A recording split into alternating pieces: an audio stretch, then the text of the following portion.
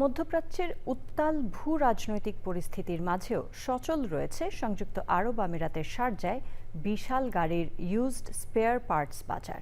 মধ্যপ্রাচ্যের অটোমোবাইল খাতের লাইফলাইন হিসেবে পরিচিত এই বাজারে এখনও আধিপত্য ধরে রেখেছেন বাংলাদেশি ব্যবসায়ীরা। গুজব আর যুদ্ধের প্রভাব মাড়িয়ে কিভাবে টিকে আছেন এই প্রবাসী রেমিটেন্স যোদ্ধারা, শারজা থেকে জাসিদুল ইসলামের পাঠানো তথ্যে ইফতেখার উদ্দিন জানাচ্ছেন।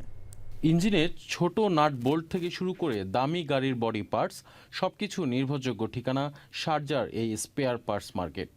মধ্যপ্রাচ্যের অস্থির পরিস্থিতির আজ কিছুটা লাগলেও দমিয়ে রাখা যায়নি সেখানকার কর্মব্যস্ততা। আর এই বিশাল কর্মযজ্ঞের নেপথ্যে রয়েছেন শত শত সাহসী বাংলাদেশি ব্যবসায়ী।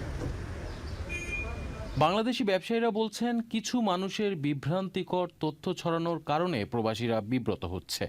সরকারের দায়িত্বশীল ভূমিকা প্রত্যাশা করছেন তারা। বাংলাদেশের মানুষেরা ভিউ পাওয়ার জন্য কিছু ফেক নিউজ দেয়, যেগুলোর কারণে গিয়ে আসলে আমরা এখানে যারা বাংলাদেশে বসবাসরত, এখানে আমরা কাজকর্ম করি, এগুলো আমরা বিব্রতকর অবস্থায় পড়তেছি।